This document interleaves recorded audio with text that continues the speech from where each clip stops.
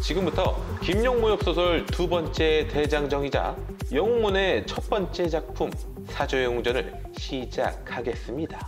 거란족의 요나라는 몰락하였지만 여진족의 금나라가 그보다 더 무섭게 세력을 확장하더니 결국 정강의 변 사건 이후로 송나라는 북쪽 절반을 뺏기게 되었으며 이제 남쪽 절반만 남은 남송시대로 들어섰습니다. 그러나 이 남송시대에도 영웅은 있었으니 하여 우리는 그 영웅의 탄생부터 차근히 들여다보도록 하겠습니다. 우가촌이라는 한 시골 마을에 10사람의 힘을 가진 양철심이라는 사내가 있었습니다. 오늘도 어김없이 나라 잃은 아픔에 탁주 한 잔 걸쳐야 했습니다. 의형 곽서촌과 함께 말이죠. 또 그의 아내 포송약은 마을에서 알아주는 미녀에 마음씨마저 곱다고 소문이 자자한 여인이었고요. 그에 비해 곽서촌의 아내 이평은 원래 좀 퉁퉁했는데 여기서는 마찬가지로 상당한 미모를 가졌네요. 그때 펑펑 내리던 눈밭을 거닐던 한 도사가 지나갔습니다. 이를 본 양철심은 이 맛있는 술을 그와 함께하고 싶었고 곽서촌도 어서 모셔오자 하였으니 도사도 이에 응낙하여 집 안으로 들어서긴 했는데 이거 왠지 잘못 걸린 것 같았습니다. 도사는 굉장히 무례했고 떽떽거렸으니 이에 양철심은 그리 불편하시면 나가주시오 했지만 성격 좋은 곽서천이 달래가며 어찌어찌 다시 술자리가 이어질 찰나 도사는 이상한 말을 했습니다. 안주거리를 가져왔으니 따로 준비할 필요가 없다고 말이죠. 그러면서 가지고 왔던 보따리를 풀었는데 이건 줘도 못 먹는, 아니 먹어서는 안 되는 고급 안주 사람 대가리가 들어있었습니다. 이는 엄연한 도발이었으니 양철심은 즉시 창을 빼들었고 지체 없이 찔러갔습니다. 허나 도사의 무공은 150인력, 양철심은 도사의 발끝에도 못 미치는 상황이었습니다. 최후의 필살기를 날려봤지만 이도 별 소용이 없었으니 이제 도사가 반격을 시작하면 양철심도 보따리 안에 들어갈 팔자. 그런데 도사는 양철심의 양가창법이 대단하다며 칭찬을 하는 거였습니다. 원래 양가창법은 송나라 충신의 가전무공이었고 양철심은 그 충신의 후손이었습니다. 곽소천 역시 충신의 후손인 것을 알게 되자 다시 한번 깊은 읍을 하며 사과하더니 자신을 구척이라고 소개하는 도사였습니다.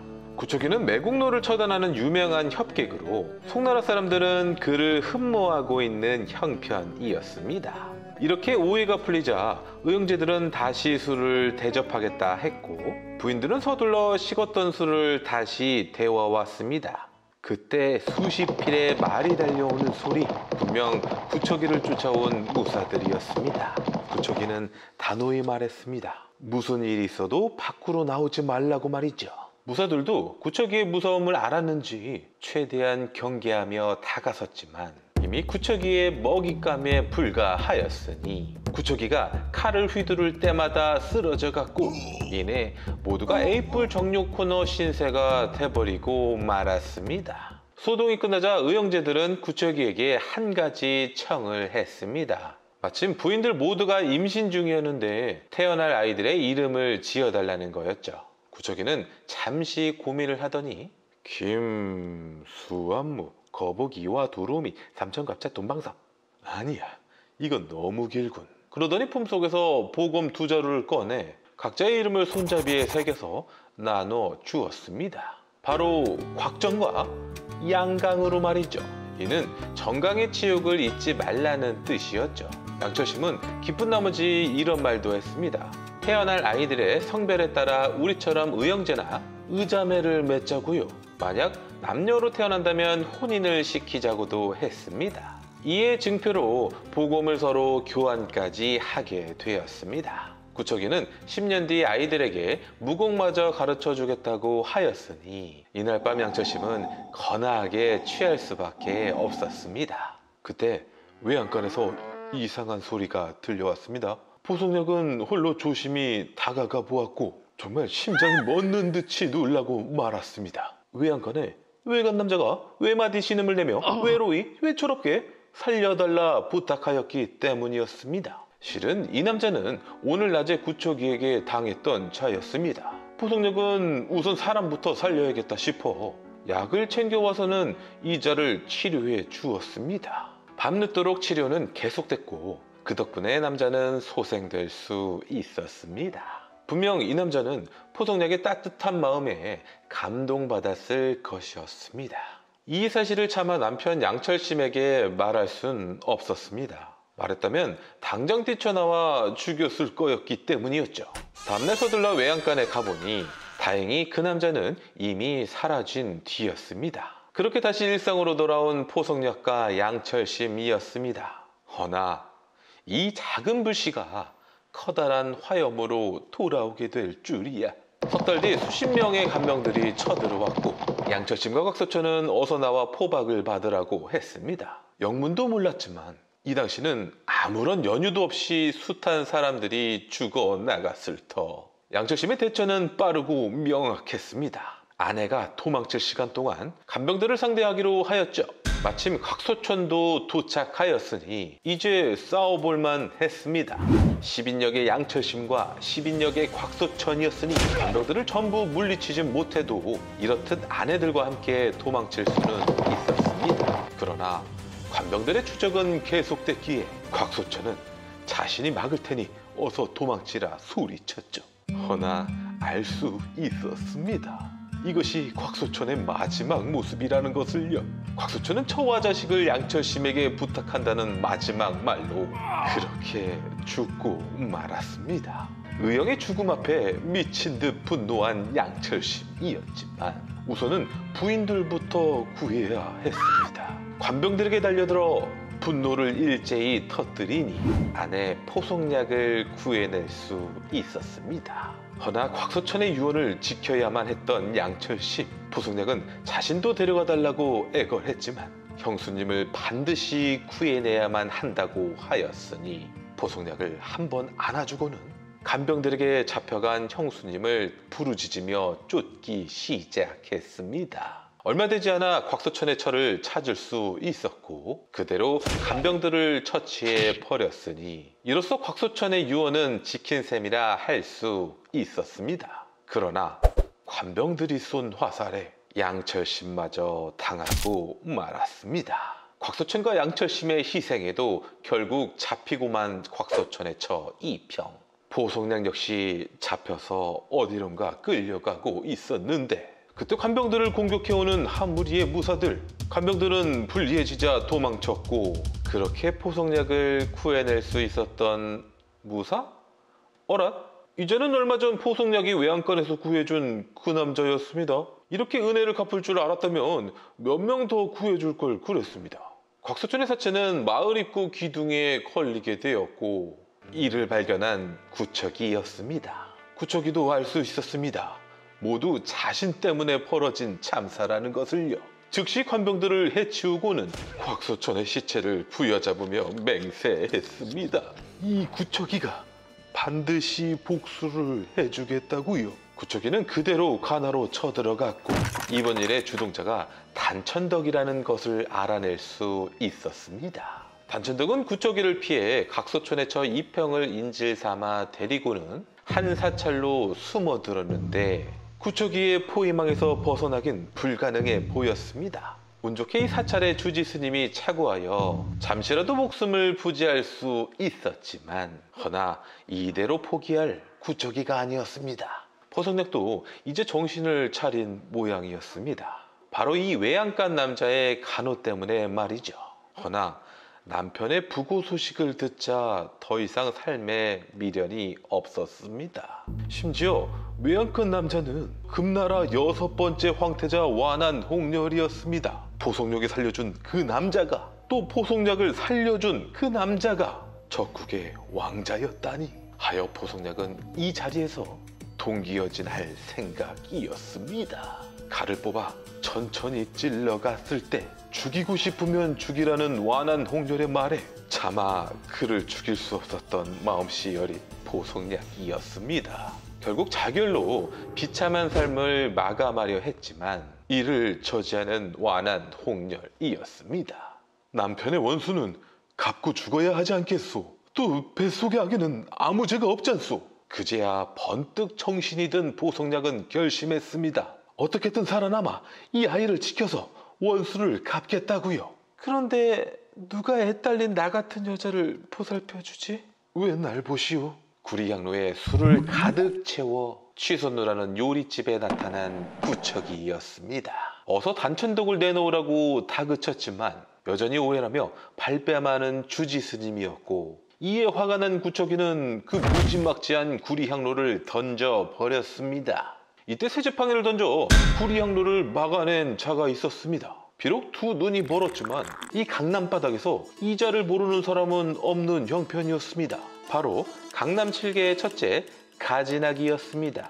사조영전 2화입니다. 가진학은 장님임에도 뛰어난 무공을 가진 자였습니다. 강남 7개의 첫째 가대엽이 아니시오. 명성은 익히 들었소이다. 구척이의 말이 끝나기 무섭게 또 한 명의 고수가 취선루에 들어왔으니 바로 강남 7개 둘째 주총이었습니다. 원래 주총은 꼬질꼬질한 서생의 모습인데 여기서는 나름 훈남으로 표현되었네요. 이어서 우직한 성격의 넷째 남이흰, 힘 좀 쓴다는 다섯째 장하생, 몸집은 작지만 야물딱지 여섯째 전금발, 또 유일한 홍일점인 일곱째이자 막내 한소영, 그 한소영의 친오빠 난쟁이 똥자루 한부구도 고수임에 틀림이 없었습니다. 벼랑간 나타난 강남 7개에게 읍을하며 인사를 하는 구척이였지만 구척이의 명분은 너무나도 명확했습니다. 하여 사찰에 단천덕을 숨겨준 주지스님인 초목대사에게 어서 그자를 내놓으라고 다그쳤습니다. 그러나 초목대사는 사람을 숨겨준 적이 없다고 할 뿐이었고, 실은 강남 7개는 초목대사의 편을 들어주기 위해 취선루에 온 것이었죠. 가진학이 숨겨줬다는 증거를 대보라고 하자 구척이는 사찰로 같이 가 뒤져보자고 했습니다. 좀 뒤져보게 합시다, 이 늙은 땡중아. 허나 쓸데없이 고집을 부리며 허락하지 않는 초목대사와 늙은 화상을 굴뚝같이 믿고 있는 7명의 괴짜들이었습니다. 무림계에선 좋게 말해서 안 들으면 무공으로 패줄 수밖에 없는 이치, 인사이드아웃 버러기의 원조 구척이가 망설임 없이 먼저 공격해 들어갔고, 강남 측에는 항상 그래왔듯 상대가 몇 명이든 동시에 달려들었으니 싸움은 걷잡을 수 없이 커져갔고 승부도 전혀 예측할 수 없는 지경이었습니다. 이 바람에 취선루만 박살이 나고 말았으니 주인장은 속이 타들어갔을 테죠. 자칫하다 사상자라도 발생할 것 같은 순간에 간병들이 뛰어 올라왔고, 구척이는 강남 7개가 이제 관병에게까지 의탁했냐며 대노하더니 다 같이 사찰로 가서 끝장을 보자 하고는 사라졌습니다. 얼마 뒤 구척이는 구리향로를 들고는 사찰에 나타났고, 강남 7개 역시 조금이라도 위축될 괴짜들이 아니었습니다. 가진하게 외침으로 2차전이 시작됐습니다. 이번 싸움은 더욱 치열했고 생사마저 도외시한 상태였으니 매 초식마다 위태로운 지경이라 할 수 있었습니다. 이때 동시에 다수를 상대하는 구척이는 150인력, 강남 7개는 각각 50인력씩이었습니다. 역시 구척이는 구척이었습니다. 당대 최고의 협객으로 불린 자라 한 번에 6명을 상대함에도 불리하긴커녕 둘째 컷, 다섯째 컷, 넷째 컷, 여섯째까지 컷. 이에 첫째 가진학도 분을 못 참고 가세하게 되었고, 즉시 자신의 필살기 독이 묻은 암기를 무차별 발사하였습니다. 비록 일곱째도 같이 암기에 적중되긴 했지만 구척이 역시 암기에 당하고 말았으니, 그럼에도 구척이는 커다란 종을 발로 차 셋째마저 종 안에 가두어 놓고는 이제 남은 한 명인 가진학에게 달려들었습니다. 가진학만 쓰러뜨릴 수 있다면, 비록 자신도 독에 쓰러질지언정 무승부는 노려볼 수 있을 터. 허나 가진학의 반격은 몹시 매서웠고 구척이도 치명상을 입고 말았습니다. 가진학 역시 구척이에게 몇 차례 얻어맞은 터라 기력이 모두 소진되게 되자 구척이와 강남 측이 모두는 손가락 까딱할 힘조차 남아있지 않았습니다. 그때까지 숨어있다가 갑자기 나타난 쭉정이 같은 한 남자. 그 옆에는 곽서천의 아내 이평까지 잡혀 있었고 모두가 쓰러져 있는 모습을 확인하고는 터벅터벅 걸어가서 한 명씩 요단강을 건너게 해줄 모양이었습니다. 네, 바로 이 자가 단천덕이었습니다. 구척의 말대로 단천덕은 이평을 데리고 이 사찰에 숨어든 것이었고 초목대사는 단천덕에게 속았던 것이었습니다. 결국 초목대사의 아둔함에 강남칠계를 비롯 구척이마저 목숨이 이 곱등이 단천덕에게 달린 상황. 초목대사는 자신의 잘못을 되돌리기 위해 뭐든 해야만 한다 생각했습니다. 하여 미친 듯이 단천덕에게 달려들었지만 단천덕의 칼날에 몸통이 썰려나가고 말았으니 이래봬도 단천덕은 관병들을 이끄는 한 고을의 수장이긴 했습니다. 이제 구척이만 베어버리면 만사형통이었습니다. 안 돼요. 그러지 마세요. 말을 귓등으로도 들을 리가 없었던 단천덕이었고 그때 종 안에 갇혀있던 셋째 한보구가 종을 밀쳐내며 뛰쳐나왔고 다른 건 몰라도 눈치 하나는 빨랐던 단천덕은 그 즉시 이평을 데리고는 그대로 내빼고 말았습니다. 한보구는 상황 판단을 못한 터 그저 구척이만을 죽이려 했으니 가지나기 말리는 바람에 손을 멈추긴 했지만 아직도 영문을 모르고 있을 뿐이었습니다. 그 사이 단천덕은 걸음을 더 재촉하여 나아갔고 한보구가 뒤늦게 쫓아왔건만 단천덕은 숨바꼭질 초고수였습니다. 지능은 좀 떨어졌지만 사람은 좋았던 초목대사는 죽게 되었고 오해였음을 알고는 모두들 간단한 치료도 한 상태였지만 그놈의 자존심이 뭔지 서로의 원한만큼은 풀리지 않았습니다. 구척이가 거듭 사과를 해보아도 강남칠계는 구척이 한 명에게 당했다는 것이 너무나 분하기만 했습니다. 하여 다시 날을 정해 결투를 하자고 나오자 구척이가 말하길 정녕 대결을 원하신다면 가장 어려운 방법으로 대결해보자고 했습니다. 빨리 말씀이나 해보시죠. 단천덕에 데려간 여인과 행방이 묘연한 또 다른 여인은 충신의 아내들입니다. 이 두 여인들을 구해내는 것이 첫 번째요. 마침 이 두 여인은 임신을 한 상태인데 태어날 그 아이들에게 무예를 가르치는 것이 두 번째입니다. 그리고 그 아이들을 18년 뒤에 취선로에서 만나게 하여 대결을 하게 하는 것이요. 그 대결에서 이긴 아이의 사부가 승자가 되는 것이 세 번째입니다. 충신의 후손이라 해도 18년 동안이나 가르친다고? 이 도사놈은 능구렁이 같은 자로구나. 그 내기에 따르겠소. 강남칠계는 지고는 못 사는 성미였습니다. 한편 단천덕은 강남칠계를 피해 계속 북쪽으로만 올라갔고 그러다 보니 금나라 노용무리에게 잡히기까지 하여 고통의 나날을 보내고 있었습니다. 거기에 몽골 도적단이 나타나 약탈까지 해댔으니 허나 이것은 이평에겐 절호의 기회라 할 수 있었습니다. 혼란을 틈타 단천덕의 손에서 빠져나올 수 있었기 때문이었습니다. 그런데 얼마 도망도 못 가는데 하필 터져도 이때 터지냔 말이다. 양수가 쏟아져 나오게 되자 마차 아래로 기어들어가 누가 들을까 무서워 소리도 못 내고 반드시 곽시혈통만은 있겠다는 처절한 의지로 아기를 낳아야만 했습니다.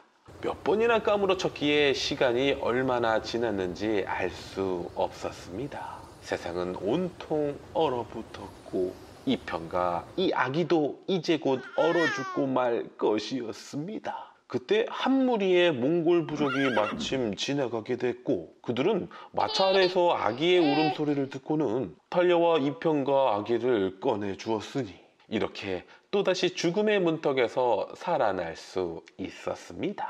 그리고 이 아기가 바로 사조용전의 주인공 곽정이었습니다. 어느새 6년이라는 시간이 흘렀고 곽정과 이평은 몽골에서 잘 정착한 모양이었습니다. 그러나 곽정을 평온하도록 놔둘 리가 없는 김용 선생이었습니다. 한 무사가 부상을 입은 채로 오더니 곽정네 집 앞에 쓰러지고 말았습니다. 곽정이 다가가 확인해보니 아직 숨이 붙어 있었고 무사가 물을 달라고 하자 곽정은 물을 떠다가 마시게 해주었습니다. 그러고 보니 이 무사는 얼마 전 태무친의 부족과 격렬히 전쟁을 치르던 부족의 무사였습니다. 우연히 전쟁 장면을 목격한 거였지만 꼬마 곽정의 눈에도 이 무사의 용맹함은 눈이 부실 정도였는데 태무친의 전략 앞에서는 다 필요가 없는지라 무사는 고맙다며 황금 팔찌를 주었는데 곽정은 그 팔찌를 다시 무사에게 끼워주고는 어머니가 손님은 잘 대해주어야 하며 돈을 받아서는 안 된다고 했어요. 착한 아이로구나. 그때 저 멀리서 들리는 말발굽 소리, 무사를 쫓아온 태무친의 별동대이었습니다. 꼬마야, 난 저들을 상대할 수 없으니 저 안으로 숨어야겠구나. 무사는 지푸라기 더미에 숨을 작정이었습니다. 어서 숨으세요. 내 말 안 할게요. 태무친의 부하들은 곽정에게 무사를 받냐고 물었고 곽정은 약조한 대로 정말 아무 말도 안 했습니다. 이는 분명 아는데 말을 안 해주는 것이 분명했죠. 다시 더 많은 수의 태무친의 군대가 당도했고 심지어 태무친까지 도착하였습니다. 태무친의 첫째 아들 주치는 더욱 거칠게 곽정을 몰아붙였습니다. 그럼에도 하룻강아지 곽정은 내 말 안 할 거예요 라고 했고 이를 본 태무친은 저 아인 우직한 성품이군 생각했습니다. 화가 치밀어 오른 주치가 곽정에게 채찍을 내리쳤고 그제야 이를 발견한 곽정 엄마 이평이 달려와 곽정을 감싸 안았지만 채찍은 곽정 모자에게 조금의 자비도 없었습니다. 주치는 끝내 칼까지 빼들었으니 무사는 이를 숨어서 지켜보다가 참지 못하고 지풀더미에서 뛰쳐나가 말했습니다. 어찌 사내가 여자와 아이를 상대하는 것이오? 그대는 이 철별을 상대할 자신이 있소? 주치도 철별의 무서움을 익히 알고 있는 바 선뜻 대결에 응하지 못하는데 태무친의 오른팔 박이추리가 상대해보겠다 하였으니 만약 철별이 이긴다면 살려보내주는 조건으로 두 명장의 대결이 시작되었습니다. 대결은 활을 쏘아 쓰러뜨리면 승리하는 조건. 박이추리가 먼저 쏘았고 그대로 철별에게 명중하나 했으나 철별은 살짝 피하고는 그대로 화살을 잡아서 그 화살로 활시를 당겨 강렬히 격발시키자 화살은 피할 새도 없이 박이출의 심장에 적중되고 말았습니다. 철별은 활을 잘 쏜다 하여 제배라고 불리고 있는 형편이었습니다. 그런데 죽은 줄만 알았던 박이출이 벌떡 몸을 일으키더니 화살을 확인해 보았는데 화살촉이 없는 화살이었습니다. 이는 철별이 쏘기 직전 화살촉을 뽑았기 때문이었습니다. 역시 신공이로군. 좋다. 네 목숨을 살려주마. 저는 이미 죽음만을 기다리는 몸. 허니 대신 저 아이를 살려주십시오. 네 뜻이 그렇다면 너도 저 아이도 둘 다 보내주도록 하겠다. 태무치는 나의 화살에 죽을 뻔하였다. 그런데도 나와 저 아이까지 살려주다니. 철별은 말에서 내려 태무친 앞에 무릎을 꿇고는 말했습니다. 대칸께서 살려주신 이 철별의 목숨 다시 대칸께 바치나이다. 철별이 충성을 맹세한 이 태무친은 곧 몽골을 통일하게 되어 징기스칸이라 불리게 됩니다. 좋다. 철별, 너에게 이 황금을 기념으로 주겠다. 저 혹시 이 황금을 저 아이에게 줘도 괜찮겠습니까? 이미 너의 것이니 마음대로 해라. 꼬마야, 이 황금을 바꿔라. 손님한테는 돈을 받을 수 없어요. 저 아이의 기계가 마음에 드는군. 절별, 저 모자도 함께 데리고 오너라. 감사합니다, 태칸. 이리하여 각종 모자는 태무친의 부족으로 들어가게 되었습니다. 며칠 뒤 금나라에서 사신이 찾아왔습니다. 태무친들에게 벼슬을 내려주러 온 모양이었습니다. 이 당시 몽골 부족은 규모가 작았기에 금나라에게 조공을 바치고 있는 형편이었죠. 그리고 사신으로 온 자들은 금나라의 세 번째 왕자 완한 영제와 여섯 번째 왕자 완한 홍렬이었습니다. 어랏? 완한 홍렬이라면 양절심의 아내 포송력을 데리고 간 그 놈이었습니다. 사조용전 3화입니다. 완한 홍렬의 눈에도 태무친의 범상치 않은 기계가 드리웠습니다. 태무친의 부하들은 하나같이 용맹했고 충직했기에 만약 태무친이 몽골을 통일하여 세력을 키운다면 어쩌나 하며 중원으로 돌아가면서도 걱정이 태산이었습니다. 한편 곽정은 태무친의 넷째 아들 툴루이와 그새 불알 탁 친구가 되었습니다. 하여 몽골식 의형제 안다를 맺기로 하였죠. 안다는 서로의 애장품을 교환하는 방식으로 비록 가진 게 없었던 곽정의 물건은 보잘것없었지만 툴루이는 전혀 개의치 않고 곽정과 의형제를 맺었습니다. 며칠 뒤 사소한 싸움이 벌어졌습니다. 특히나 왕칸의 손자이자 상쿤의 아들인 이 녀석은 인성 쓰레기였기에 곽정과 툴루이는 참을 수가 없는 지경이었습니다. 근데 너 대가리 좀 다시 밀고 오면 안 될까? 이 당시 태무치는 왕칸의 양아들로 상쿤과는 경쟁 상대라 할 수 있었습니다. 끝내 몸싸움까지 번지게 되었는데 덩치도 또 쪽수도 밀렸던 곽정과 툴루이는 앞머리축 녀석들에게 흠씬 두들겨 맞을 수밖에 없었습니다. 그때 한 무리의 괴짜들이 나타나 이를 보게 되었고, 꼬마 녀석아, 어디서 행패를 부리는 것이냐? 한마디 하자 겁을 먹고는 도망치고 말았습니다. 그런 녀석들을 향해 단검까지 뽑아들며 다시 덤벼들 곽정이었지만 내일 다시 싸우자는 말을 남기고 가버린 앞머리 괴물이었습니다. 저 단검은 좀 비싸 보이는데? 잽싸게 다가가 곽정의 단검을 잡아채서는 바라보니 손잡이에 양강이라 쓰여 있었습니다. 양강이 네 이름이냐? 어라, 그러고 보니 이자는 강남 7개 둘째 주총이었습니다. 그렇담 이 괴짜들은 6년 동안 곽정을 찾아 유랑하던 강남 7개, 눈앞에 둔 곽정을 못 알아보고 다시 길을 떠나려는 당신은 소경이요. 소경이구나. 그때 툴루이가 곽정 이제 가자 하자 곽정, 저희가 곽정이란다. 저희가 네가 정령 곽정이더냐? 내 아비의 이름은 무엇냐? 곽수천이요. 아버지의 원수는 단천덕이고요. 드디어 찾았구나. 강남 7개는 6년 만에 머나먼 이 몽골 땅에서 그렇게 찾아 헤매던 곽정을 만날 수 있었습니다. 이제 앞으로 12년 동안 무공을 가르쳐 꼬마 곽정을 고수로 만들기만 하면 될 것이었습니다. 하여 즉시 초식 하나를 알려주었는데 툴루이는 스펀지 마냥 전부 흡수하는 반면에 곽정은 수오미 양가 중 모든 면이 가뿐이었으니 못했음을 감지한 강남 7괴.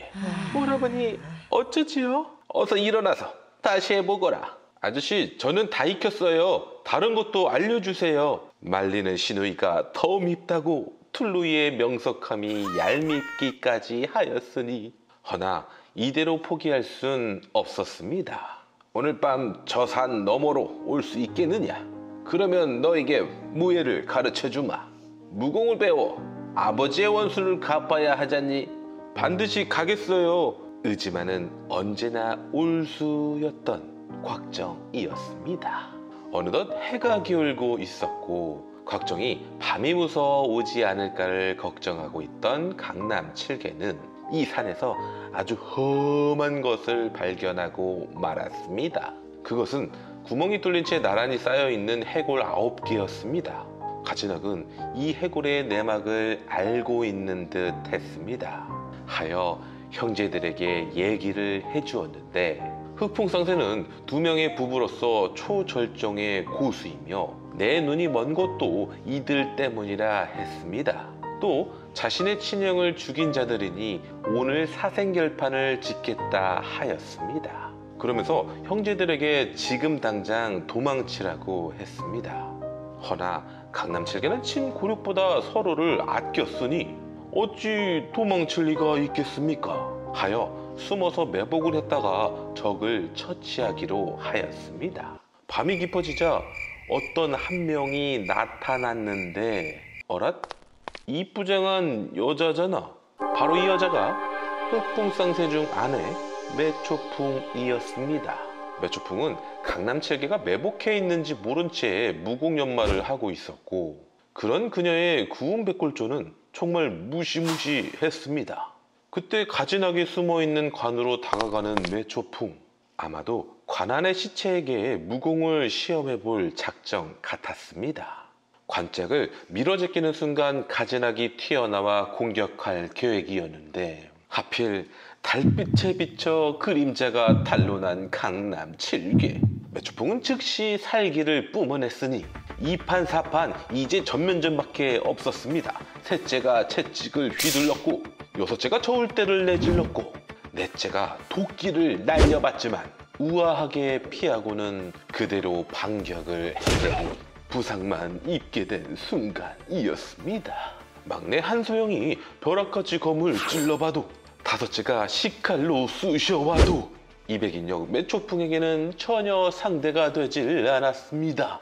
되려 구원백골조에게 당하기만 할 뿐, 심지어 검을 맨손으로 잡질 않나 둘째가 기습적으로 혈도를 찍어 눌러도 혈도조차 없었으니 이 매초풍의 손에서 살아날 까망은 없어 보였습니다. 그 순간 벼락같이 관뚜껑이 열리며 매초풍에게 공격해오는 이가 있었으니 그자는 즉시 독이 묻은 암기를 날렸고, 매초풍은 그대로 두 눈에 적중되고 말았습니다.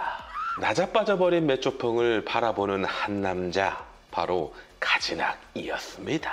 이 요망한 것, 가지낙을 기억하느냐? 너 따위 녀석에게 당하다니. 사실 이런 매복 작전이 없었으면 10명의 가지낙이라도 상대가 안 됐을 거였습니다. 갑자기 귀를 찢을 듯한 괴기스런 웃음소리를 내는 매초풍. 이는 분명 남편인 진연풍을 부르는 소리였습니다. 그리곤 나타났습니다. 꼬꼬마 곽정이 말이죠. 곽정아, 도망치거라. 허나 이미 늦고 말았습니다. 흑풍성새 진연풍에게 잡혀버린 곽정이었습니다. 여보, 어찌된 일이오? 저들이 내 눈을 멀게 했어요. 모두 해치워 주세요. 진연풍은 즉시 살기를 뿜어냈습니다. 막내 한소영이 곽정을 살리겠다고 먼저 달려들었지만 진연풍에게는 어린애 장난 수준이었고, 그대로 한소영에게 구운백골조를 격발시켰습니다. 다섯째 장하생이 이를 보곤 한소영 대신 몸을 날려 막아주었지만 이는 너무나도 치명적이었습니다. 단 한 번의 장력에 형제 한 명을 잃어야만 했던 강남 7개 때문에 한소영마저 정신줄을 놓았으니 벌써 2명의 부재가 발생하였고, 그 사이 진연풍은 더욱더 무서운 살수를 펼치기 시작했습니다. 넷째 컷, 여섯째 컷, 셋째 컷, 첫째마저 컷, 둘째는 진즉의 컷. 그러곤 막내 한소영에게 다가오는 진연풍. 곽정도 발버둥 쳐봤지만 진연풍에게서 빠져나올 순 없었습니다. 여보, 당장 죽여버리세요. 넋이 나가 있는 막내 한소영에게 다시 구운백골조를 격발할 때였습니다. 곽정이 급한 마음에 단검을 쥐어 뽑아서는 있는 힘을 다해 진연풍에게 찔러 넣었습니다. 그대로 단검은 뿌리까지 박히고 말았고, 진연풍은 그 상태로 멈춰버리고 말았습니다. 그 어떤 검으로도 상처조차 낼 수 없었던 흑풍상세 진연풍의 유일한 약점, 옆문에 단검을 찔러올 줄이야. 여보, 난 안 될 것 같소. 무슨 말이에요? 갑자기. 매초풍이 가보니 상태를 확인할 수 있었습니다. 이 단검에 당하였소. 내 가슴팍에 구음진경을. 그렇게 250인력의 초절정 고수 진연풍은 죽고 말았습니다. 매초풍은 강남 7개에게 복수를 다짐하고는 죽은 진연풍을 데리고 연기처럼 사라져 버렸습니다. 정아, 우리에게 무술을 배우러 산에 올라온 것이냐? 네. 좋다. 그럼 이제부터 우리 7이 너의 사부다. 그런데 다섯째 사부께서 먼저 가시려 하시니 가서 절을 하고 뵙거라.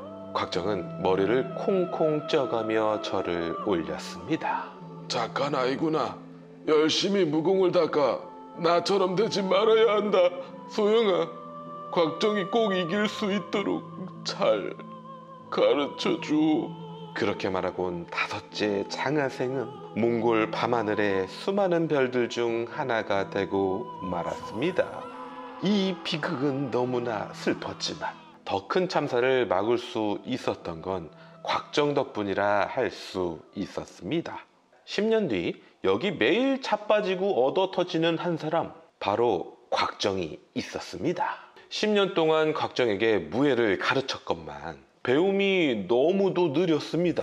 곽정의 성품은 말할 것도 없이 올곧고 발랐지만 태생적으로 아둔한 자였으니 다섯째가 죽어 이제 강남 7개가 아닌 강남 6개도 어쩔 방도가 없을 정도였습니다.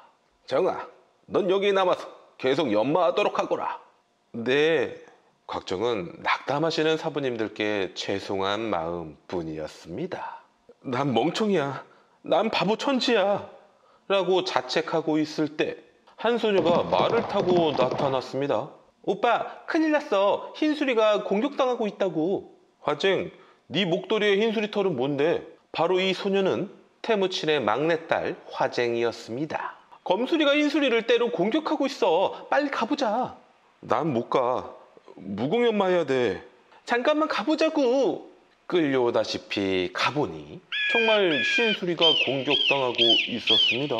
마침 태무친도 나와 이 광경을 구경하고 있었죠. 오빠, 내 말이 맞지요? 그러네. 아버지, 어서 흰수리 좀 구해주세요. 그 말에 곽정이 말을 앞으로 내질렀고 말 위에 올라서서는 활시를 당겼습니다. 화살은 저 하늘 높이까지 쏘아지더니 그대로 검수리 2마리를 꿰뚫고 말았습니다. 정말 신공이 따로 없을 지경이라 모두들 갈채를 보냈습니다. 곽정은 그렇게 잡은 검수리를 들고 와서는 태무친에게 바쳤습니다. 태무친의 칭찬에 철별 사부님 덕분이라 말하는 곽정이었고, 그런 곽정이 기특했는지 자신의 금도를 하사하는 태무친이었습니다. 금도를 받은 곽정은 너무나 기뻤습니다. 만약 이 금도가 지금 발견된다면 수십억의 가치는 됐을 거였습니다. 수동이 끝나자 모두들 돌아갔고 이제 곽정과 화쟁만 남았습니다. 그러나 흰수리 새끼들이 절벽 위에서 굶어 죽을 것이 걱정되었고 이 깎아지는 절벽을 오를 수도 없는지라 그때 웬 도사가 나타나더니 절벽 위로 뛰어오르고 있었습니다. 이는 듣도 보도 못한 경공술이었습니다. 내가 저분처럼 강해질 수 있을까? 도사는 순식간에 흰수리를 구해서 내려오고 있었습니다. 곽정의 눈에는 마치 신선처럼 보일 뿐이었습니다. 자, 바꿔라. 새끼들을 잘 키울 수 있겠지? 고맙습니다. 오빠, 우리 한 마리씩 키워요. 화쟁이 신이 나서 가버리자 곽정은 굳은 표정이 되더니 도사에게 무릎을 꿇고는 말했습니다. 저는 아둔하여 무공이 늘지 않습니다. 저에게 가르침을 주십시오. 좋다. 나에게 배우고 싶다면 밤에 이 절벽 위로 올라오거라. 저는 절벽 위로 오를 수가 없는데요. 도사는 말도 없이 사라져버렸고 도사님도 나같이 아둔한 사람은 가르쳐 주시기 싫으신 게야. 허나 곽정은 무공을 진전시켜 사부님들에게 꼭 보답을 해주고 싶었습니다.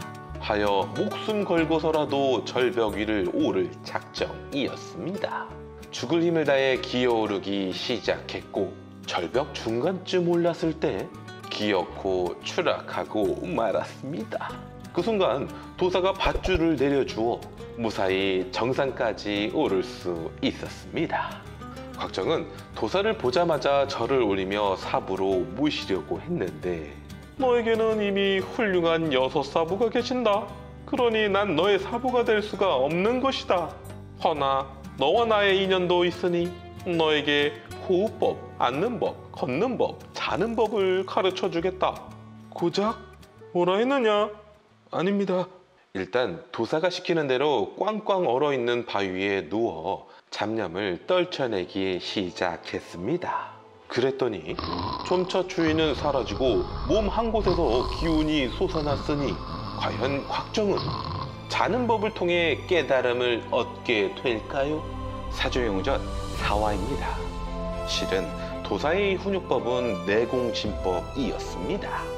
하여 다음날 아침 눈을 뜬 곽정은 왠지 모를 개운함을 느낄 수 있었습니다. 도사는 매일 밤 이곳으로 다시 오라 하였고 비록 아둔하긴 했어도 끈기 하나만큼은 따라올 자가 없었던 곽정이었으니 시간이 갈수록 무공이 급격히 진보하였습니다. 그렇게 1년이 지나자 곽정의 무공은 20인역에서 50인역으로 상승되었고 사부님들도 그런 곽정을 보며 난생 처음 흐뭇해졌습니다. 어느 날이었습니다. 붉은 망아지, 즉 소홍마 한 마리가 초원을 질주하며 다가오고 있었습니다. 이 소홍마는 곽정의 눈에도 모습이 마치 용과 같이 보일 정도였습니다. 특히나 셋째 한보군은 마부 출신으로 이 소홍마가 신물이라는 것을 단번에 알 수 있었습니다. 몽골 사람들 역시 이 소홍마를 포획하려 했으나 방도가 없을 지경이었고 이에 한보구가 자신이 길들여 보겠다고 나섰으니 한보구는 엄청난 경공술로 달려가 단번에 말등에 올라타 갈기를 휘어 잡았습니다. 허나 올라타기 장인도 떨쳐내는 파괴적인 소홍마, 그 바람에 한보구는 더 이상 올라타는 자세는 할 수 없었다고 전해지는데 그때 미친 듯이 질주하는 또 한 사람, 바로 곽정이 소홍마에 올라탔습니다. 소홍마는 더욱 광폭해졌지만 곽정은 초인적인 힘으로 갈기를 부여잡았고 이 광경에 곽정의 갑자기 상승된 내공을 의아해하는 강남 육계였습니다. 신마 소홍마가 더 거칠게 내달려봐도 우리의 곽정은 괄기를 놓아줄 생각이 없었습니다. 결국 기나긴 힘싸움 끝에 소홍마가 먼저 지쳐버렸고 그렇게 소홍마를 길들일 수 있었던 곽정이었습니다. 이리하여 김용세계간 가장 뛰어난 명마 소홍마를 획득하게 되었으니 곽정은 그 누구도 따라올 수 없는 기동력을 갖게 된 순간이었습니다. 그러나 괴짜 6인방은 다른 생각들을 하고 있었습니다. 아무리 생각해도 곽정이 보여준 내공은 자신들을 뛰어넘는 수준이었습니다. 이는 곽정에게 분명 또 다른 사부가 있다고 생각할 수밖에 없었죠. 하여 매일 밤마다 어디론가 나가는 곽정을 미행하기로 하였습니다. 이때 곽정은 이 깎아지는 절벽을 평지 걷듯이 오를 지경이었고 이 모습에 강남 6남매는 의심을 넘어 확신까지 하게 되었으니 도사님, 저 왔어요. 응, 어서 오너라. 이걸 한번 보거라. 해골이? 바로 흑풍상세의 징표였습니다. 도사님, 실은 제가 어렸을 때 흑풍상세의 진연풍을 죽여드렸어요. 그렇게 도사에게 흑풍상세 사건에 대해서 모두 말해주게 되었습니다. 그럼 매초풍이 다시 왔다는 것은 좋은 뜻이 아니겠구나. 그때 누군가 무서운 속도로 절벽 위로 오르는 소리가 들렸고 곽정과 도사는 바위 뒤로 빠르게 몸을 숨겼습니다. 역시나 이 여자는 흑풍상세 매초풍이었습니다. 매초풍은 눈이 먼 이유로 긴 채찍을 무기로 삼았는데 그 실력을 보니 무공이 200인력에서 250인력으로 상승된 것을 알 수 있었습니다. 하여 매초풍이 복수를 하기 위해 다시 온 것이라면 강남 육계와 곽정은 필멸하게 될 것이었습니다. 매초풍이 다시 어디론가 떠나게 되자 매초풍을 쫓기로 한 도사와 곽정이었습니다. 한편 강남 육계는 곽정이 절벽 아래로 내려오길 기다리고 있었는데 그들도 발견하고 말았습니다.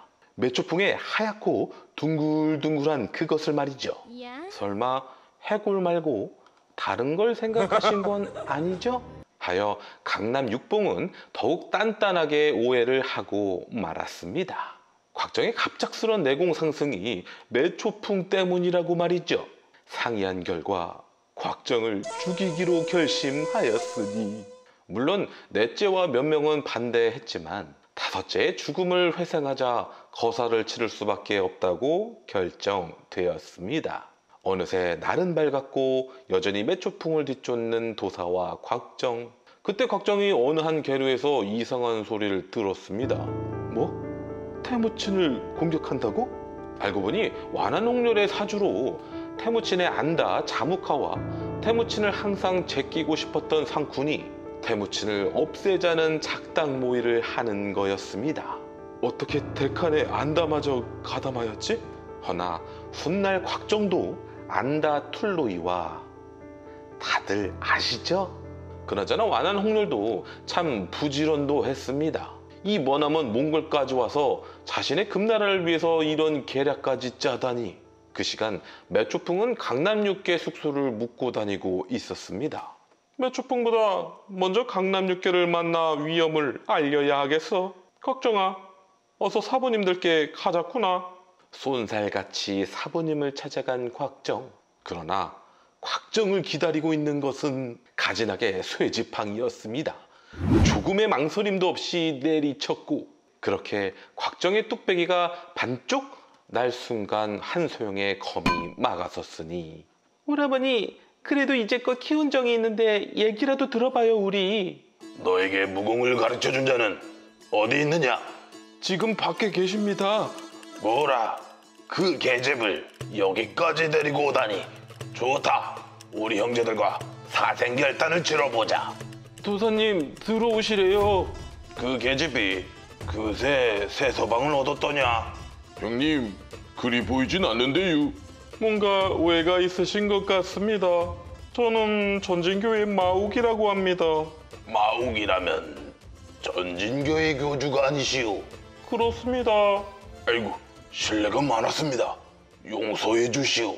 그리곤 그동안 있었던 일들을 모두 말해주어 오해를 전부 풀 수 있었습니다. 참고로 가지락은 앞으로도 오해 전문 캐릭터로 활약이 대단합니다. 사건이 일단락되자 좀 전에 태무친 배반 사건을 빨리 알려야 했습니다. 하여 곽정은 화쟁에게 이 사실을 단단히 알려주어 잘 전달하라 했습니다. 화쟁이 있으니 잘 됐어. 이제 매초풍만 잘 상대하면 돼. 잘 되긴 개뿔. 태무치는 화쟁의 말을 믿지 않았습니다. 무엇보다 자신의 안다 자무카가 배반한다는 것은 꿈도 꾸지 못한 일이었죠. 곽정 녀석을 아비가 나중에 혼내줘야겠다. 이 모질이 스칸. 한편 강남 육계와 마옥은 매초풍을 상대할 작전을 짰습니다. 작전은 이랬습니다. 매초풍이 절벽 위로 오르면 강남 육계는 전진칠자 흉내를 내는 거였죠. 이유는 매초풍이 그새 무공이 상승되어 전면전을 했다간 목숨을 부지하기 어려웠기 때문이었습니다. 다행인 것은 매초풍이 눈이 멀었다는 것과 이쪽엔 진짜 전진칠자 중 한 명인 마옥이 실제로 있었다는 것이죠. 참고로 전진칠자는 7명의 초고수 도사들로 엄청난 실력을 보유한 구척이도 전진칠자 중 한 명이었습니다. 물론 매초풍이 화쟁을 데리고 온 바람에 연기 중인 것이 들킬 뻔도 했지만 이 강남 육계의 연기 실력은 조우진급 미친 연기 실력이라 매초풍은 속지 않을래야 않을 수가 없었습니다. 하여 매초풍은 멀리 도망쳤고 화쟁도 무사히 돌려받을 수가 있었습니다. 근데 뭐라고? 대칸께서 배반 사건을 믿지 않고 출정에 나섰다고? 화쟁, 너 배빵이 뭔 줄 아니? 아야! 어쩜 좋지? 아 그래, 소옥마가 있었지? 태무치는 소규모로 출정에 나서고 있었고 곽정이 사기급 레어템 소옥마를 타고 가자 따라잡을 수 있었습니다. 완한옥렬이 꾸민 짓입니다. 이 앞에 매복이 있습니다, 대칸. 곽정 이놈, 자무카가 날 배신한다는 것이냐? 제가 똑똑히 들었습니다. 믿어주세요. 태무치는 고민 끝에 말했습니다. 산세를 보니 조심해서 나쁠 게 없겠군. 저 언덕에서 진지를 구축하라. 그러곤 얼마 안 되어 곽정이 말대로 수만의 반란군이 나타났고 태무친의 소규모 부대와 대치하는 형세가 되었습니다. 상쿤이 말했습니다. 태무친, 넌 어찌하여 모든 재물을 공유하는 몽골 전통을 깨고 공이 있는 자에게만 분배를 해주었느냐? 또 몽골 부족을 하나로 통일하는 것도 큰 잘못인 것이다. 이 모질이들아, 금나라 모략질에 노란한 것도 모르느냐? 몽골이 뭉치면 그 무엇보다 강한 터, 언제까지 금나라의 조공을 바쳐야 한단 말이냐? 그때 곽정이 눈에 들어온 한 사람, 상쿤의 아들이자 어린 시절 앞머리 개수로 불리던 그 녀석. 곽정은 그대로 언덕 아래로 내려가서는 그 녀석을 제압해서 태무친에게 바쳤습니다. 와중에 완한홍렬도 황하삭이라는 무림고수를 데려왔던 터라 곽정과 한판 붙었긴 했지만 황하삭이는 30인역씩 곽정은 50인역이었기에 비록 간발의 차이였지만 이쩌리 고수들을 물리칠 수 있었습니다. 또한 사로잡힌 이 녀석은 꼴의 상쿤의 6대 독자였던지라 상쿤은 후퇴 명령을 내리게 되었고 태무치는 잠시지만 목숨을 연명할 수 있었습니다. 밤이 되자 태무친의 안다 자무카가 찾아왔습니다. 형님께 죄송스러우나 일은 이미 벌어졌습니다. 이제 투항하시지요. 잘 들어라. 태무친에게는 투항은 없다. 그럼 형님과 저의 인연은 여기서 끝이군요. 태산 같던 태무친도 의형제와의 결별 앞에는 눈물을 감출 수가 없었습니다. 다음날 상쿤의 아들이 죽더라도 공격을 감행하는 반란군. 이는 아무리 태무친이라고 해도 중가 부족이 확실했습니다. 보다 못한 곽정은 태무친에게 소옥마를 타고 도망치라 했지만 전쟁의 신 태무친의 사전에는 도망이라는 단어가 없었으니 기적이란 이런 것일까요? 그 순간 툴루이가 구원병을 끌고 나타났습니다. 사조영전 5화입니다. 태무친의 넷째 아들 툴루이는 육각형 장수 그 자체. 그런 툴루이가 구원군까지 끌고 왔으니 아군인가? 아니라고. 태무친도 이에 동조하여 언덕 아래로 돌진해왔고 꽁무니 잡힐까 무서워 그 누구보다 빠르게 후퇴하고 마는 상쿤이었습니다.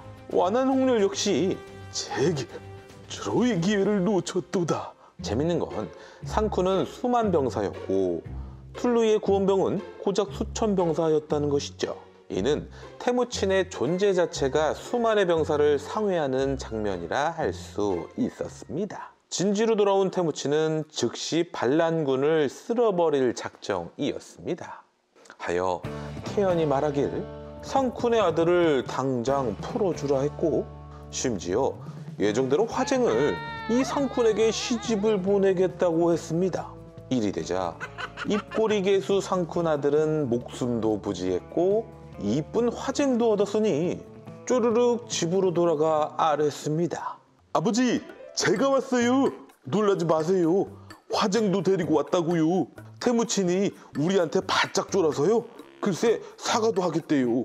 장하다 내 아들. 물론 자무카가 끝까지 의심을 하고 있었지만 태무친이 보내온 혼수들과 술에는 아무 이상이 없었고 이내 모두가 즐거운 연애를 만끽하게 되었습니다. 마시라고. 태무친도 별거 없군 그래. 모두가 취기가 오른 그때 태무친의 전군은 질주하고 있었습니다. 순식간에 상쿤 진영에 무혈입성하였고 곽정도 이를 알고 내부에서 동조하게 되자 벙찔 수밖에 없었던 머저리 상쿤 부자였습니다. 즉시 전투가 벌어졌지만 너무나 일방적이었고 철별 제배는 지능 낮은 순서로 저승열차에 탑승시켜주고 있었는데 누구보다 제일 먼저 상쿤이 올라타 버렸습니다. 태무친의 안다 자무카도 예외가 아니었습니다. 원작에서는 자무카의 피를 흘리지 않게 보내주었다 하였습니다. 마대자루에 말아 그 위를 말들이 달렸다고 하니 어떻게 죽던 결국 영모가 실패한 순간은 같은 거였습니다. 이 일을 계기로 태무친은 거침없이 몽골 부족을 통일해갔고 얼마 되지 않아 몽골 최초로 모든 부족을 통일한 데칸이 되었으니 태무친은 이때부터 징기스칸이라 불리게 됩니다. 특별히 이번에 공이 컸던 곽정에게는 천부장의 쥐기와 그 누구도 거부할 수 없는 스페셜한 상이 하나 더 있었으니 남다른 구멍을 가지고 있는 콧구멍 화쟁을 곽정에게 하사하였습니다. 하여 이때부터 곽정은 징기스칸의 사위이자 금도 부마가 되었습니다. 곽정 오빠, 내 콧바람 기대해? 이때 곽정 엄마 이평이 이런 말을 했습니다. 중원으로 돌아가 부친의 원수를 갚고 혼인을 해야 한다고요. 다행히 맘씨도 좋은 화쟁이 이에 응낙하였고 강남육계도 덩달아 기쁨을 감추지 못했습니다. 즉시 곽정과 여섯 사부들은 중원으로 향했습니다. 화쟁은 곽정이 무사히 돌아올 거라 굳게 믿고 있었지만 여자의 촉이었을까요? 재차 약속을 다짐받아야 했던 것은 우리의 각정이 중원에서 원수만 갚았던 게 아니었기 때문이었을지도 모릅니다. 화쟁, 사요나라. 중원에 와보니 별천지였습니다. 강남 육계명으로 이제부터 곽정 혼자 다니기로 하자 제가 처음 나이트에 갔을 때처럼 들떠버린 곽정. 이윽고 사건이 하나 발생하였으니 만두 하나를 훔쳐서 도망질 치는 한 사람이 있었고 곽정을 사이에 두고 팽팽한 추격전까지 벌어지자 에이, 다 큰 사람들끼리 왜 그러실까? 무슨 일이니? 이 왕만두 때문이니? 왕만두는 저 역시 못 참긴 했습니다. 만두값을 내가 낼게요. 얼만데요? 공짜 만두를 얻게 되자 곽정을 호구로 보기 시작했는지 나 배고파요 라고 하더니 곽정을 최고급 요리집으로 데려가는 거였습니다. 행색이 걸뱅이 같아 내쫓길 뻔도 했지만 당당히 사 먹으러 왔다고 하고는 곽정에게 돈은 있지? 물었습니다. 이쯤 되면 요리집과 이 거지가 한편이 아닌가 의심이 들 정도였습니다. 다단계 최하단에 위치한 곽정은 이 친구가 시키는 대로 달라 하였고 이 거지는 이때부터 탕수육, 난자완스, 팔보채 심지어 깐풍기까지 시키는 대범함을 보여주었습니다. 끝이 아니었습니다. 치킨에 피자, 족발, 보쌈도 추가해버렸죠. 사단은 이미 벌어졌고 곽정은 그저 놀라고 있을 뿐이었습니다. 범죄도시의 한 장면 마냥 쫄았지?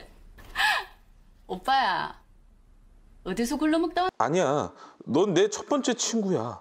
네가 좋다면 나도 좋은걸?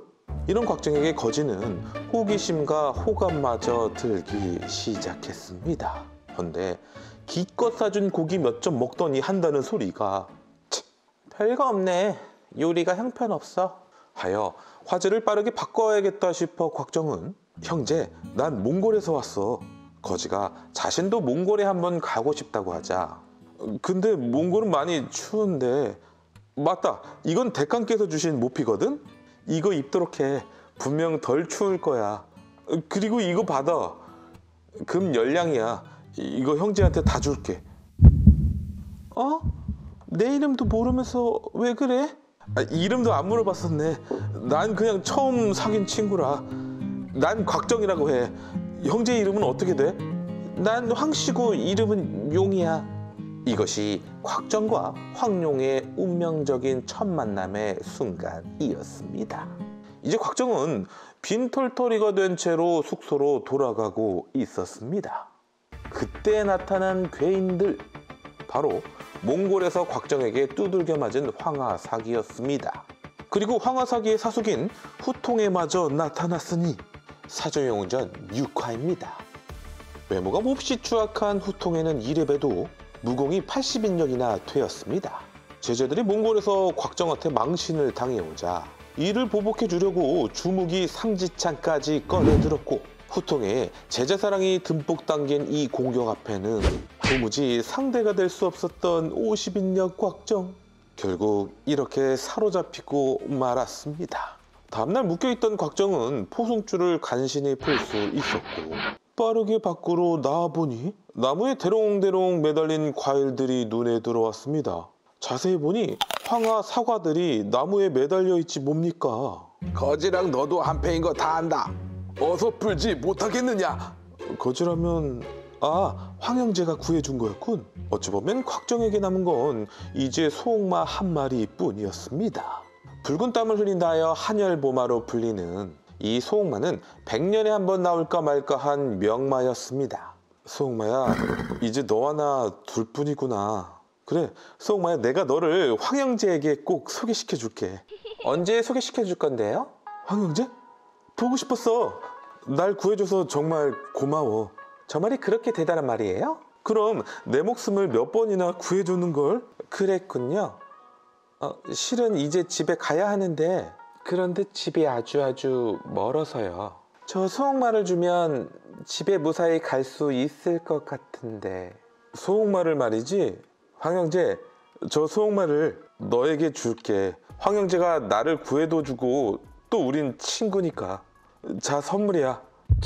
정말로 내게 준다고요? 응. 소홍마야, 이제 황영재가 너의 주인이야. 말 잘 들어야 한다. 황룡은 그저 한번 떠본 거였는데 곽정은 단 1초의 망설임도 없이 응낙한 것이었습니다. 자, 이제 소홍마를 타고 어서 집으로 가도록 해. 황룡은 소홍마를 올라타서는 곽정을 한동안 바라보고 말았습니다. 곽정이 혼자 도성까지 오게 되었을 때였습니다. 저 앞쪽을 보니 재미있는 구경거리가 펼쳐져 있었습니다. 한 여인과 한 사내가 대결을 하고 있었는데 여인이 가볍게 그 사내를 쓰러뜨렸고 구경꾼들은 더욱 환호했습니다. 알고 보니 비무초친이었고 이는 목염자라는 이 소녀를 무공으로 꺾을 수 있다면 목염자와 바로 혼인할 수 있게 되는 송나라 시대의 나는 솔로였습니다. 참고로 목염자의 무공은 30인력이었기에 이 땡중과 이 소금 밀수업자 같은 쩌리들은 목염자에게 얻어터지기만 할 뿐이었습니다. 그때 한 남자가 번쩍 뛰어서는 단상 위로 올라섰습니다. 귀티가 잘잘 흐르는 이 공자를 보면 단번에 알 수 있었습니다. 나는 솔로 MC 겸 목염자의 아비인 이 남자가 정중히 말하길 공자께서는 내려가 주시지요. 설사 이긴다 해도 혼인하지 않을 것을 알고 있습니다. 또 만약 지시기라도 한다면 분명 우리를 가만 놔두지 않겠지요. 겨뤄보기도 전에 무슨 말이 많단 말입니까? 아버지, 이 공자분과 대결해 보겠어요. 이리하여 목염자와 공자의 싸움이 시작되었습니다. 서로가 거침없이 공격해 들어갔고 운 좋게 목염자의 일장이 적중되긴 했지만 탐색을 끝낸 공자가 본 실력을 꺼내들자 목염자는 희롱만 당할 뿐이었습니다. 결국 처음으로 패하게 되었고 그 상대가 이리도 잘생긴 공자라니 날 가지세요. 아니, 날 놔주세요. 그냥 놔줄 순 없지. 이 신발이라도 기념으로 가져가야겠어. 훌륭하구려.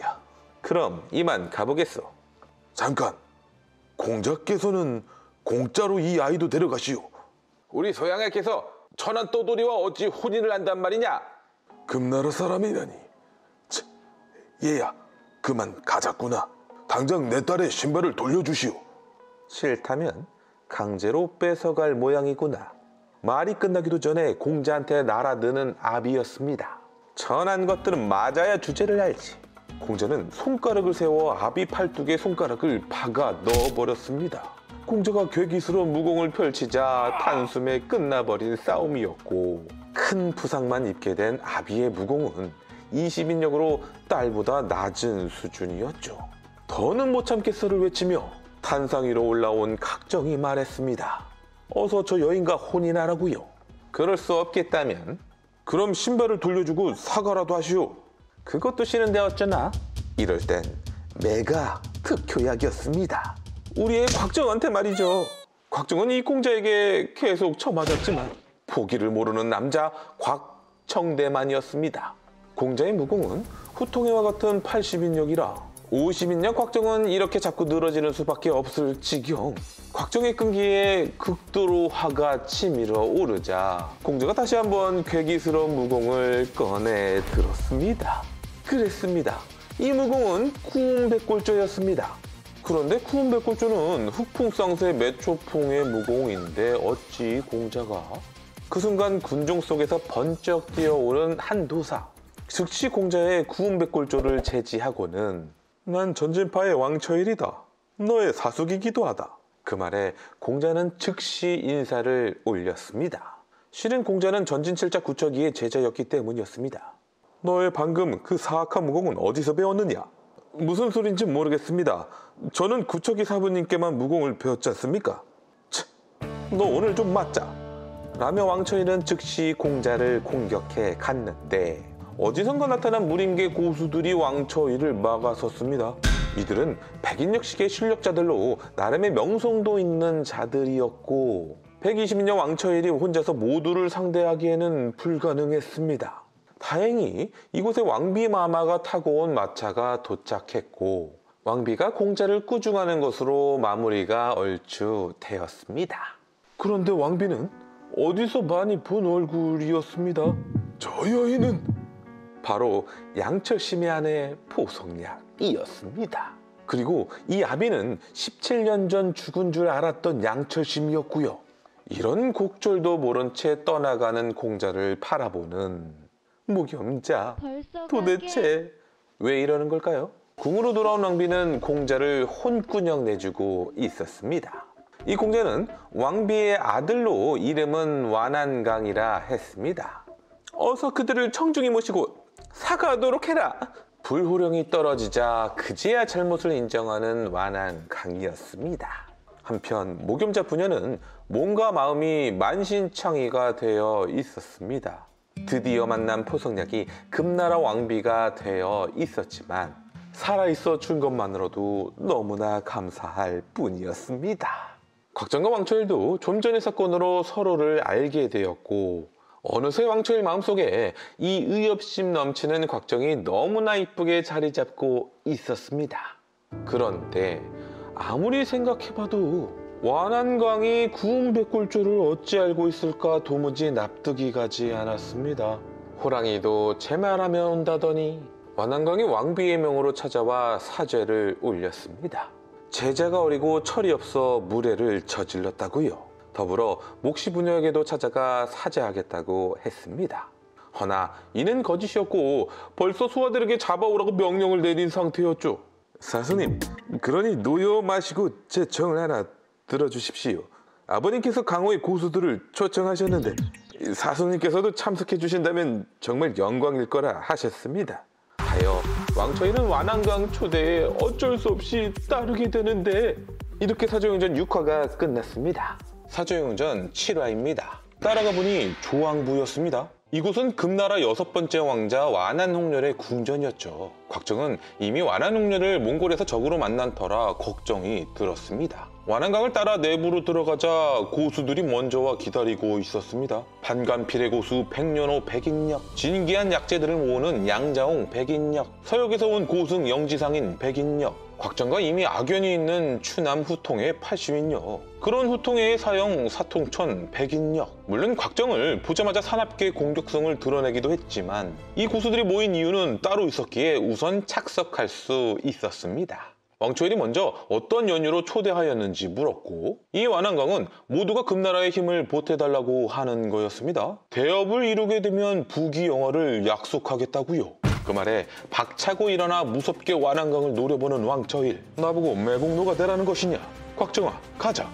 네, 당신은 갈 수 있어도 그 꼬마는 못 데리고 간다. 사통천, 무슨 연유인지 모르나 곽정은 내가 데리고 왔소. 누구도 곽정의 털끝 하나 건드리지 못할 것이오.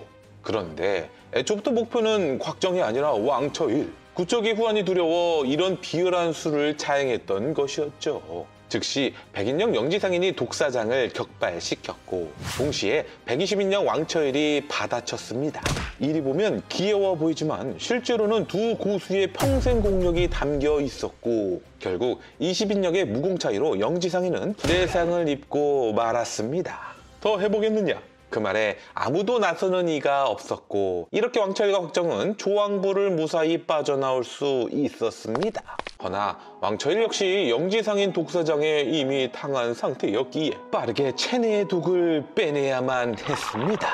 육조의 물은 금세 검게 변해갔고 다행히 위기는 넘겼지만 약재로 남은 독을 다스려야 불구가 되지 않을 상황. 그러나 희귀하게도 도성의 모든 약방에는 그 어떤 약재도 없었습니다.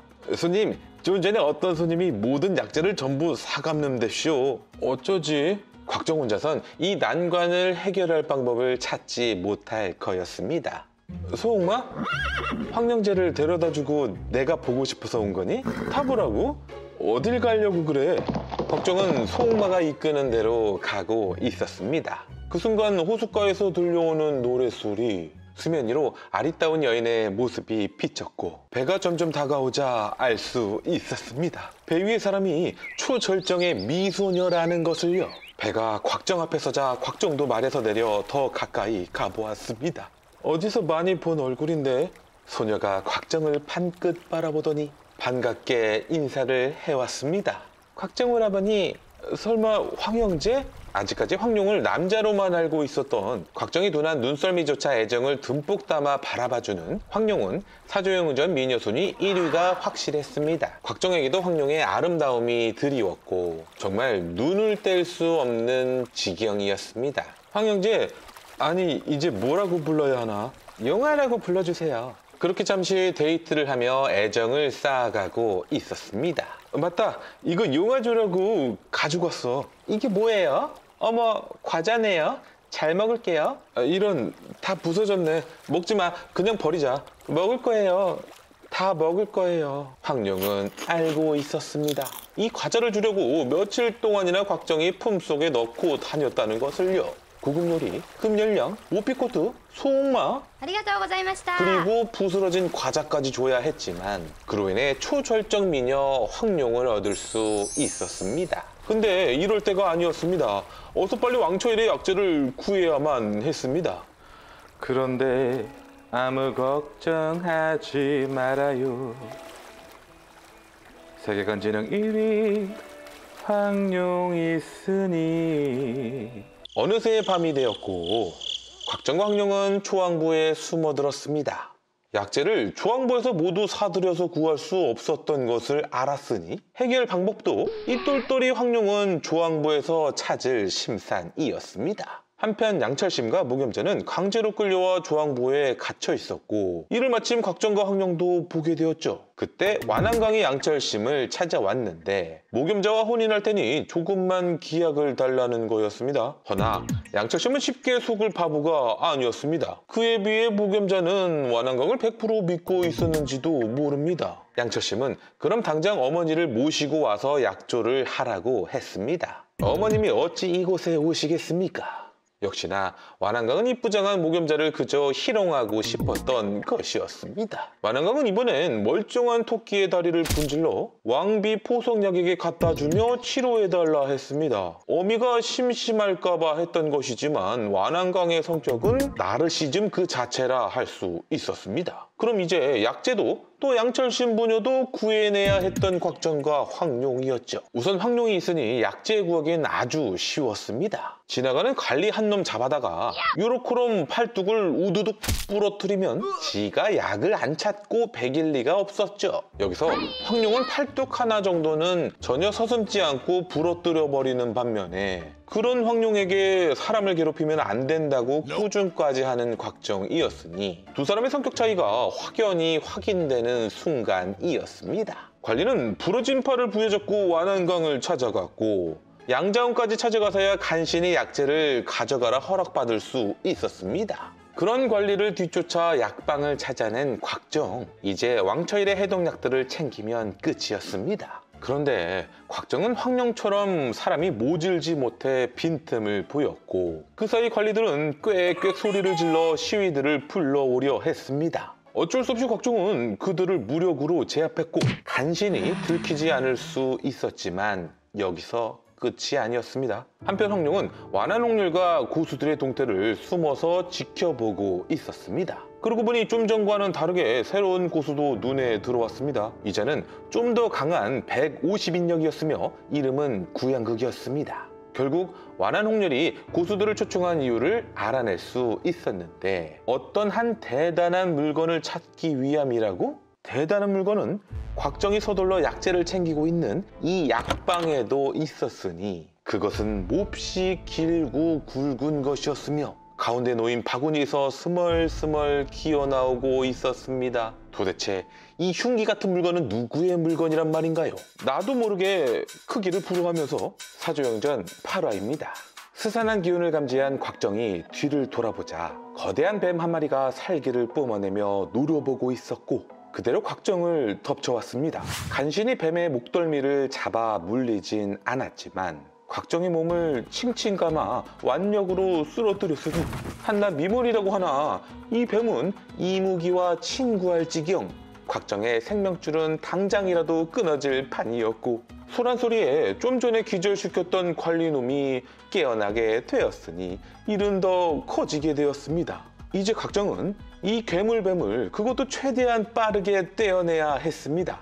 한편 황룡은 여전히 숨어서 엿보고 있었는데 이들이 찾으려는 대단한 물건이라는 것은 바로 악비가 쓴 병서 무목유서였습니다. 무목유서는 전쟁 공략집으로 완안홍련이 정말 얻게 된다면 금나라가 몽골 대신 천하를 지배할 수도 있을 거였습니다. 이처럼 완안홍련은 계력이 매우 뛰어난 자였습니다. 악재로다. 하필 이때 약방에서 도망친 관리가 와서는 꼰질렀습니다. 약방에 도둑이 들었습니다. 그리고 뱀이랑 싸우고 있어요. 그 말을 들은 황룡은 지체 없이 상황 판단 완료 후 대들보 위에서 번쩍 뛰어내려와 이들 앞을 가로막았습니다. 고수놈들도 아리따운 소녀가 갑자기 나타나자 적잖이 놀라고 말았죠. 놈들 중 비록 양자홍은 놓쳤지만 남은 놈들이라도 막기 위해 이제부터 세계관 최고의 지력을 뽐내기 시작합니다. 그 전에 다시 곽정은 이 뱀에게 죽기 직전까지 몰리자 이렇게 말했습니다. 너네 누군지 아니? 네 누군데? 내 하울빈의 곽정이야 이 뱀새끼야. 그러곤 냅다 뱀의 몸통을 강하게 물어뜯었고 그러자 뱀의 역한 피가 입속에 들어왔는데 그 피를 죽기 살기로 빨아 제꼈습니다. 어느새 뱀의 피를 모두 빨아먹어버린 곽정. 뱀은 그대로 죽어버렸고 곽정은 배가 불뚝 나올 정도였습니다. 사투 끝에 간신히 생존한 곽정이었지만 어서 자리를 옮겨야 했습니다. 다시 황룡이었고 이제부터 고수들을 하나씩 요리하기 시작하는데 이렇게 고수들을 세워놓고 태연히 행동하는 것부터가 시작이었습니다. 그럼 자연히 이렇게 화도 나고 호기심도 생길 테지요. 황룡은 강호인들의 심리까지 전부 파악하고 있는 터였고 그 미끼를 덥석 물어버린 후통애가 더는 못 참고 한번 싸워보자 했으니 하여 황룡이 말하길 정 싸우고 싶으면 제 방식으로 싸워보실래요? 또다시 미끼를 확 물어버린 후통애. 대결은 세계예술잔을 떨어뜨리지 않는 사람이 이기는 방식. 결과는 뻔했습니다. 이때 후통애의 무공은 80인력, IQ도 80. 황룡의 무공은 70인력, IQ는 170이었습니다. 이번엔 사통천이 덤벼왔습니다. 역시 황룡식 대결이었지만 손 안 대고 코푼 수준으로 황룡 승리. 사통천의 능지는 처참하다 할 수 있었으니 그나마 팽려누는 좀 봐줄만 했습니다. 10초씩 안에 황룡의 사부를 맞추겠다고 덤벼들었는데 지능뿐만 아니라 무공지식도 많았던 황룡이었으니 10초씩이 끝난 뒤 어이없게도 흑풍쌍쇠라는 답만 도출되었기에 이번에도 황룡의 승리였습니다. 이제 제일 강한 구양극 차례. 둥근 항아리에서 상대를 떨어뜨리면 이기는 대결이었는데 무공 차이가 크다 보니 둘 다 떨어질 시에는 구양극이 지는 조건이 달렸습니다. 황룡이 처음으로 진심 모드 실력을 발휘해봐도 또 아무리 세게 밀어보기도 해도 승산이 없었습니다.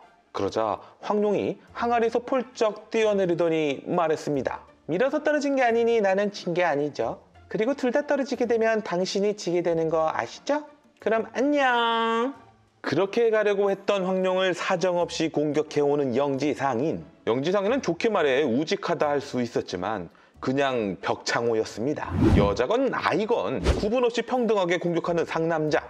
결국 크게 한 건 하는 순간이 찾아왔습니다. 왕처일도 쓰러뜨린 이 독사장이 정확히 적중되었고 으악 내 손! 영지상인 손바닥에는 구멍이 송송 뚫려 있었고 안마를 받아서 한결 개운해진 듯한 황룡이었습니다. 실은 황룡은 사기급 가시갑옷 연희갑을 입고 있었던 것이었습니다. 그렇게 황룡은 잘 놀다가요 하더니 가버리고 말았습니다. 원래 각정이 피를 전부 마셔서 죽어버린 이 뱀은 양자홍이 20년 동안 진귀한 약재를 먹여 키운 보물이라 할 수 있었습니다. 그걸 알 리가 없는 곽정은 해독약도 챙겼으니 바로 양철심 부녀를 구하러 갔습니다. 물론 지금까지 양철심이 양철심인지 모르고 있었고요. 잠긴 문을 뜯고 들어온 상황에서는 오해 없도록 얘기해야 했습니다. 저는 곽정이라고 합니다. 제가 구해드리겠습니다. 자네가 곽정이라고? 혹시 부친의 성함은 어떻게 돼요? 선친께서는 소자 천자를 쓰십니다. 너무 놀라 다리가 풀렸고 또 웃다 울다가를 반복하는 양철심. 정아, 내가 바로 양철심 숙부란다. 각정도 어머니께 모든 사연을 수없이 들었기에 잘 알고 있었습니다. 숙부님, 제 절부터 받으십시오. 저는 아버지가 안 계시니 이제 숙부님이 제 아버지십니다. 그래, 넌 내 아들이다. 그때 누군가가 이곳에 찾아왔습니다. 항상 판단이 빨랐던 양철심은 곽정부터 재빨리 숨겼고 이제 누가 왔는지 확인해보니 포송약이었습니다. 왕비마마께서 어떻게 이곳까지 오셨습니까? 제 아들이 못된 짓을 하였다 하여. 그런데 왜 이렇게 낯이 익죠? 양철심은 17년 전 죽을 고비를 겪은 후 많이 노쇠해지긴 했었습니다. 아무쪼록 아들 대신해서 사죄드립니다. 이 은자를 가지고 어서 집으로 가세요. 양철심은 포송약에게 다가가 지그시 바라보았지만 포송약은 끝내 알아보지 못한 것이었습니다. 그나마 덕분에 무사히 왕부에서 빠져나갈 수는 있게 된 셈이었죠. 거처로 돌아와 하염없이 눈물을 흘리고 있던 포송약. 우리가 보기엔 별반 다를 바 없었거늘 양철심의 얼굴이 17년 동안 얼마나 달라졌길래 못 알아봤을까요? 마침 포송약을 찾아온 완한 홍렬이었습니다. 어디 편찮으시오? 안색이 안 좋구려. 손을 획 빼면서 정말 제 남편이 살해당한 걸 직접 보셨나요? 부인, 내 직접 그 사람을 이제 좀 그만하시오. 이제 나와 함께 왕비 침궁으로 가면 안 되겠소. 이렇게 옛 물건들을 쌓아놓고 살수록 더 힘들어지는 것이오. 정말 오랜 시간이 지났지 않소. 부인이 한 번만이라도 침궁으로 오길 바랄 뿐이오. 감사하오나 전 여기가 익숙해요. 부인, 어째서 난 안 되는 것이오. 내 마음은 진심이오. 절대 양형제에게 뒤처지지 않는단 말이오. 그러자 갑자기 펑펑 눈물을 쏟아내는 포성냐. 알겠소. 미안하오. 미안해. 푹 쉬시오. 가보겠소. 왕자의 직위를 가졌음에도 포성약의 정조를 지켜준 이 남자. 오늘로 4732번째 퇴짜를 맞은 완한 홍렬이었습니다. 왕야가 외롭긴 한가 보구나. 바로 또 오시다니. 왕야, 그렇다고 두 번이나 왕님... 당신은... 송구하오나, 이 말씀을 안 드리면 죽어서도 후회할 것 같아 찾아왔습니다. 그럼 들어오세요. 양철심은 두 사람만이 알고 있는 추억들을 펼쳐놓기 시작했습니다. 자신의 창을 어루만지면서 나눴던 이야기들을 중얼거렸고 쟁기를 고쳐준 대장장이 일화도 중얼거렸죠. 당신이 그걸 어떻게 알고 있죠? 이쯤 되면 안면인식장이었습니다. 같은 시간 양정은 피냄새를 쫓아 곽정을 추적하고 있었습니다. 드디어 왕부를 헤매고 다니는 곽정을 발견할 수 있었고 양자홍 입장에서 보면 진짜 열불이 터질 만도 했습니다. 본인이 마시려고 했던 20년산 뱀의 피를 곽정이 홀랑 마셔버렸으니까요. 하여 양자홍은 결심했습니다. 곽정의 피를 대신 마시겠다고요. 양자홍이 원래대로 뱀의 피를 마셨다면 내공 상승이 되는 거였습니다. 허나 본의 아니게 양자홍 대신 곽정의 내공이 상승되었고 그 여파로 양자홍은 이렇게 패대기까지 쳐버렸습니다. 그 내공 내 거잖아. 내 몸에 힘이 마구 넘치네. 갑자기 황룡이 보고 싶어졌어. 사조용전 9화입니다. 늦은 감이 있지만 드디어 양철심을 알아본 포송약. 역경 끝에 우가촌을 대표했던 인꼬 부부의 재결합 순간이었고 물론 포송약은 완한홍렬에게서 정조를 지켜왔다지만 양철심이 죽었다는 거짓말만 믿고 그자에게 의탁하였기에 재회의 시간이 더 길어졌던 건 사실이었습니다. 허나 그녀를 지켜주지 못한 양철심에게도 책임은 있었고 결국 고통은 둘 다에게 공평하게 내려졌으니까요. 하지만 갑자기 불쑥 찾아온 아들 완한강이 친아비를 양철심이 아니라 완한홍렬로 알도록 하게 하고 키웠던 것만큼은 문제였습니다. 기어이 완한강은 친아비를 창으로 찌르기까지 하였으니 이 폐륜의 참상은 잘못된 자식 교육 때문이었죠. 물론 왕자의 아들이라면 출신이 중요하기도 했으니 양철심이 진짜로 죽은 거였다면 함구하는 게 맞을 수도 있었겠지요. 어찌됐든 포송약은 폐륜을 못 참고 기둥에 머리를 박아 자결하려 했고 다급하게 그녀를 데리고 빠져나오는 양철심이었습니다.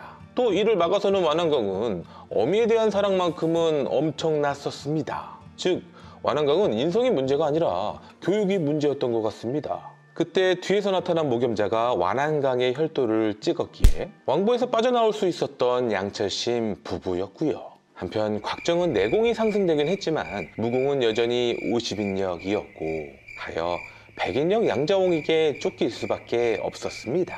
뱀 한 번 훔쳐 먹었다고 이렇게까지 도망 다닐 줄은 몰랐겠지만 양자홍은 본인이 임종순간까지도 곽정을 추격하는 자였으니 또 들키고 말았고 다시 도망치던 곽정은 실수로 구덩이 속으로 빠지고 말았습니다. 이리 되자 곽정은 제 발로 헌혈의 집에 들어간 셈이 되었고 양자홍은 구덩이로 뛰어내려 곽정의 피를 빨아먹기만 하면 되는 상황. 허나 이 구덩이 안에 또 다른 생명체가 살고 있었으니 길게 손이 뻗어나와서는 양자홍에게서 곽정을 구해냈습니다. 어두워서 귀신인지 사람인지 분간이 안 갔지만 그저 감사하기만 했던 곽정. 그럼에도 물불 안 가리고 달려드는 양자홍을 쉽게 튕겨내버리는 실력을 보니 초절정 고수라는 것도 확실했습니다. 다만 부상을 입었는지 계속 앉아만 있었고 곽정도 이를 알게 되자 다시 공격하려는 양자홍 앞을 온몸으로 막아섰습니다. 곽정의 이런 울고줌은 무모할지라도 세계관 최고라 할 수 있었습니다. 허나 강호는 오로지 약육강식 그 자체, 곽정 보고 저리 비켜 하고는 안진뱅이 고수가 긴 채축으로 양자홍을 공격하기 시작했습니다. 이때부터 정말 신명나게 양자홍은 얻어터졌고 뱀도 뺏긴 데다 이제 온몸도 성한 데가 없는 지경까지 되었으니 그래도 살겠다고 구덩이 밖으로 도망쳐 나가는 양자홍이었습니다. 한편 성문 앞에서 포위당한 양철심과 포성약, 심지어 완안홍률이 직접 잡으러 온 것이었습니다. 왕이야, 죽은 줄 알았던 남편이 살아있었습니다. 강아, 이분이 너의 친아버지란다. 아닙니다. 제 아버지는 금나라 유경야십니다. 여봐라, 저 둘이 납치하였기에 왕비께서 병이 나셨다. 저 둘을 당장 사살하라. 그러자 목에 단검을 가져가 자결하겠다고 하는 포성약이었고 그녀를 사랑하는 마음만큼은 진심이었던 완안홍렬이었기에 성문을 열어 보내줄 수밖에 없었습니다. 허나 완안홍렬에게 포성약은 가지진 못하더라도 곁에 두어야 하는 존재였기에 완안강에게 말했습니다. 왕부로 가서 평론어들에게 양철심을 처치하고 왕비를 다시 데려오게 하라고요. 한편 곽정은 이 무림계 선배에게 구해주신 것에 감사함을 전했습니다. 선배님, 제가 없고 이곳에서 나가도록 해드리겠습니다. 심성은 착한 것 같구나. 너는 어디서 왔느냐? 저는 몽골에서 왔습니다. 몽골에서 왔다고? 혹시 이 단검에 대해서 알고 있느냐? 알고 있습니다. 제가 그 단검으로 악인을 찔러 죽인 걸요. 그 말에 갑자기 괴기스럽게 웃는데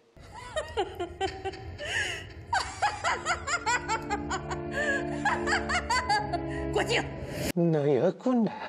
너였어. 바로 이 사람이 흑풍상수의 매초풍이었다니. 실은 우린 이미 알고 있었긴 했습니다. 이제 곽정의 목을 비틀어 버리기만 하면 되었고 또 그조차 손바닥 뒤집는 것 같이 수월했지만 곽정을 죽이면 자신도 여기서 갇혀 굶어 죽게 될 판. 구음진경이라는 무공을 속성으로 연마하다 부작용으로 다리에 마비가 온 상황이었죠. 때마침 양자홍 덕분에 구덩이 속에 곽정이 있다는 걸 안 황룡이 밧줄을 내려주었고 매초풍은 곽정 보고 이제야 자유롭고 나가라고 하였으니 곽정에겐 다른 선택지가 없었습니다. 이제 밖으로 나왔으니 곽정을 죽이는데 망설일 이유가 없었습니다. 구운백걸조로 곽정의 두개골을 내려치는 순간 황룡이 말했습니다. 매약화라고 말이죠.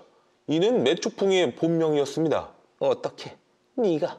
넌 누구냐? 도화도주의 옥빛 소리는 잊지 않으셨겠지요? 넌 황약사와는 어떤 사이냐? 황약사는 제 아버지시죠? 그 무시무시하던 매초풍이 기겁을 하기 시작했고 황룡이 속일심산으로 아버지 오셨군요 라고 하자 곽정 등에서 쏜달같이 뛰어내리더니 바닥에 바짝 엎드려 부디 살려달라고 비는 거였습니다. 그 사이 황룡은 곽정을 데리고 가려 했지만 하필 이때 평년우들이 나타났으니 이들을 상대하려면 매초풍이 필요했기에 불가피하게 동맹을 맺어야 했습니다.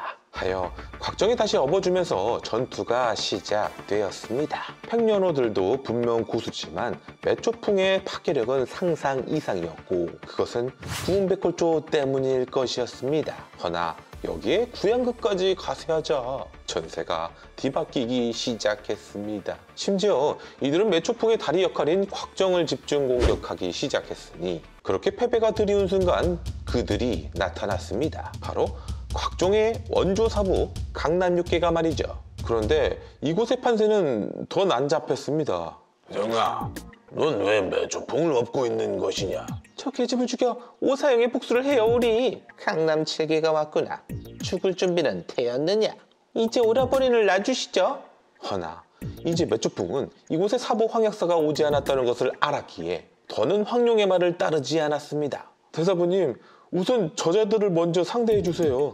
저들이 저를 죽이려고 했어요. 다행히 각정 뜻대로 따라주었기에 이제부터 강남 6개와 팽련어들과의 전투가 개전되게 되었습니다.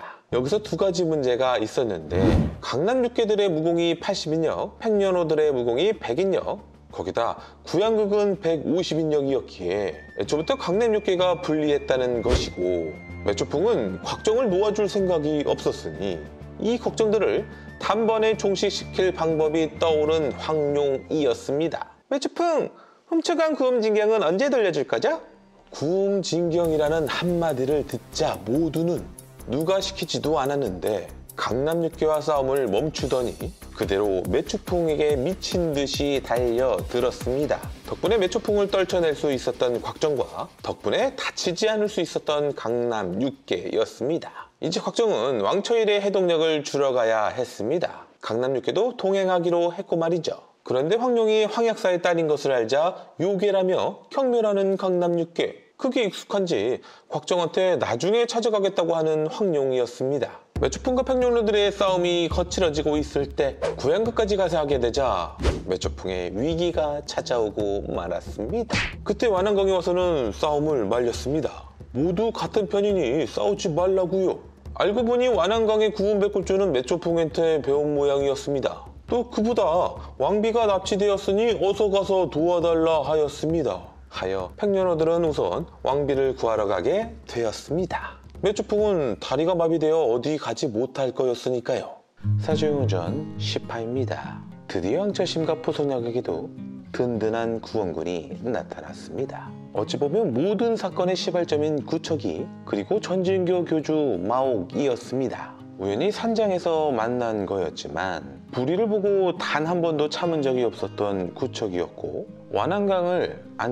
이제부터 완안강을 본명인 양강으로 부르도록 하겠습니다. 양강의 사부인 구척이가 제자를 잘못 키웠다는 책임 역시 적지 않기도 했습니다. 마침 산장으로 팽련어들과 찾아온 양강, 구척이들을 보고는 섬찟 놀라긴 했지만 사부님, 혹시 어머님을 보셨습니까? 이 부근에 흔적이 있어서. 강희 이놈, 내 오늘 당장 니놈의 숨통을 끊어주마. 갑자기 무슨 소린지 도무지 모르겠습니다. 눈치 빠른 팽련어가 실실 웃으며 인사부터 하자며 악수를 건네왔습니다. 세상 물정 영렘 마옥은 아무런 의심 없이 손을 내밀었고 그렇게 손을 맞잡은 순간 팽련어의 암기에 찔리고만 마옥이었습니다. 구척이가 150인력, 마옥이 140인력인지라 원래는 팽련어들과 싸워도 유리했을 겁니다. 허나 마옥이 중독되어 제 역할을 할 수 없는 지경이었으니 시간이 갈수록 회색이 짙어만 갔습니다. 도움을 구하고자 전진교인을 부르는 폭죽을 쏘아 올렸고 얼마 되지 않아 위기의 순간에 맞춰 구원투수가 나타났습니다. 왔구나. 왕사제가 왔어. 멋진 경공술과 함께 도착한 왕처일. 와준 건 고마웠으나 왕처일 역시 곽정의 해독약을 받기 전이라 마옥과 왕처일 이 중독자 브라더스는 실력에 반도 발휘 못하는 상황. 심지어 구척이는 구양극과 1대1 대결에서 유리함도 가져가지 못하고 있었으니 결국 팽련어들과 구양극 그리고 수백 명의 궁수들에게 둘러싸이게 되었고 이는 모두의 목숨이 바람 앞에 등불인 것이었습니다. 양처심에게도 더는 희망이 없어 보였고 궁수들이 활을 쏘아오자 도사들이 하나씩 부상을 입어 가는데 석약, 이제 내 뜻은 다 이뤘소. 당신을 이렇게 다시 보았으니 다음 생에 또 만나게 되면 항상 웃게만 해드리겠소. 하고는 적들 앞으로 달려나가 말했습니다. 양철심이 여기 있소. 이제 다른 사람들은 보내주시오. 그대에게 내 목숨을 주겠소. 하고는 창을 가슴 깊숙이 박아 넣었습니다. 양철심 곁으로 달려나온 보성약. 보성약은 이번만큼은 양철심 혼자 보내려고 하지 않았습니다. 구척이들에게 은혜를 꼭 갚겠다는 말을 남긴 채 그대로 양철심과 포개져 버렸으니 원래 인생이란 기구한 팔자이건을 운명을 거스를 수는 없었던 완한 홍렬이었습니다. 한편 이제야 나타난 곽정, 숙부님을 지켜드리지 못해 죄송스러울 뿐이었습니다. 구척이가 양철심에게 마지막 유언만은 꼭 지켜주겠다고 하자 목염자는 내 수양딸입니다. 정의와 혼인을 꼭 맺어주시오. 구척이가 그 말에 약속하겠다고 하자 그제야 고개를 떨구고 마는 양철심과 포성약이었고 포성약을 크게 부르짖고는 전군을 후퇴시키는 완한 홍렬이었습니다. 양강 역시 비통함은 매한가지 어머니 앞에서 무릎을 꿇고는 절을 3번 올렸고 이어서 구척이에게 가서도 절을 3번 올리더니 넋이 나간 채 가버리고 말았습니다. 한편 마옥에 중독된 독을 해독하기 위해 강남 육회 주총이 팽련호에게 접근해서 악수를 청했는데 이때 주총은 팽련호의 독에 당하지 않았을 뿐더러 되려 팽련호를 가진하게 독에 당하도록 만들었고 팽련호의 해독약까지 소매치기로 벌써 훔쳐온 상태였죠. 비록 무공은 좀 뒤떨어지나 활용성 면에서는 강남 육계가 팽련호들이나 전진칠자보다 뛰어나다 할 수 있는 장면이었습니다. 양철심 부부의 장례식이 끝나고 앞날을 의논할 때였습니다. 왕초일이 목염자에게 대뜸 물었습니다. 낭자의 무공은 매우 독특한 곳이 있더군. 혹시 굳이 신기에게 무공을 배운 게 아니시오? 도사님은 모르시는 게 없군요. 맞습니다. 하지만 전 그분께 사흘간만 배웠을 뿐입니다. 사흘이라도 남에게 배운 10년 이상 배운 것보다 나을게요. 대단하군, 대단해. 이제 이 구척이가 여러분께 한 말씀 드리겠습니다.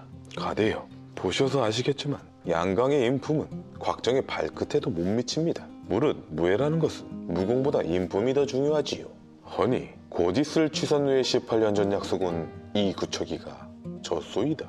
강남 체험 여러분께 이 구척이가 깨끗이 졌다고 고개 숙여 시인하는 바이요. 강남 육계의 마음은 분명 통쾌하긴 했으나 왠지 모를 뭉클함과 씁쓸함이 느껴지기도 했습니다. 이제 오늘 안건의 핵심 바로 곽정의 혼사 문제였습니다.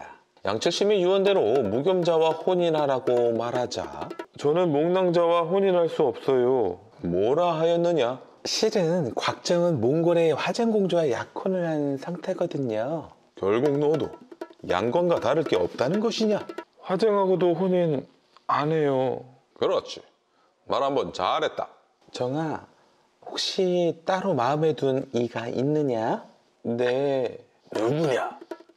설마 황룡이요. 아까서부터 황룡은 문 밖에서 전부 훔쳐듣고 있었습니다. 그러자 황룡만은 절대 안 된다며 혈압 올리는 가지나기였고 다시는 그 요녀를 만나지도 말라고 다짐까지 하라는 강남 육실알들. 곽정은 그저 하염없이 울기만 하는데 그때 창문 밖에서 곽정을 부르는 소리. 곽정 오빠 빨리 나와요. 황룡이 왔네. 황룡. 그들이 말한 요괴가 이리 아리따운 소녀였습니다. 사부님 보세요. 황룡은 요괴가 아니에요. 황룡도 옆에서 거드는데 이씨 난쟁이 똥자루가 날 보고 요녀라고 했겠다. 그럼 못 써. 어서 사부님들께 사과해. 그러거나 말거나 황룡은 계속 난쟁이라 놀려대다가 곽정을 획 잡아서는 속말을 잽싸게 타고 그 길로 냅다 사라져버렸으니 이렇게 사정전 10화가 끝났습니다.